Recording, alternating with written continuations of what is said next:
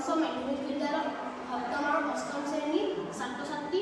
মোৰ নাম নমস্কাৰ, মোৰ নাম শ্ৰী বিশ্বজিৎ শইকীয়া আৰু মোৰ নাম বিপুল গগৈ। নমস্কাৰ, মোৰ নাম শ্ৰী শইকীয়া।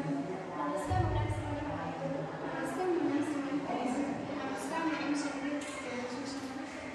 বৰ্তমান সময়ত ভূগৰ্ভত পানীৰ কিছু নাটনি হৈছে। সেই নাটনি হোৱাৰ কাৰণে মানুহৰ বহুতো সমস্যাৰ সন্মুখীন হৈছে। সেইকাৰণে আমি এটা প্ৰকল্প প্ৰস্তুত কৰিছোঁ। সেই প্ৰকল্পটোৰ নাম হৈছে বৰষুণৰ পানী সংৰক্ষণ আৰু পুনৰ্ব্যৱহাৰ।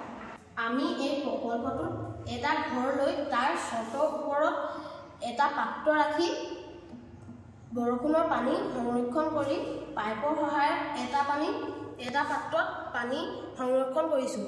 এই পাত্ৰটোৰ জৰিয়তে অন্য এটা পাত্ৰত পাইপৰ সহায়ত ফিল্টাৰেশ্যন প্ৰক্ৰিয়াৰ সহায়ত আমি বাগিচা কামত আৰু অন্যান্য কামত ব্যৱহাৰ কৰিব পাৰোঁ। উদাহৰণস্বৰূপে খোৱা বোৱা, ৰন্ধা বঢ়া আৰু কাপোৰ ধোৱা, বাচন শৌচালয়, খেতি পথাৰত ব্যৱহাৰ কৰা। এই প্ৰক্ৰিয়াটোৰ সহায়ত আমি বিভিন্ন ধৰণে উপকৃত হ'ব পাৰোঁ। যেনে খৰালি কালত খেতি বাতিত পানী দিয়া, বাচন ধোৱা, কাপোৰ ধোৱা আৰু জলসাধাৰণৰ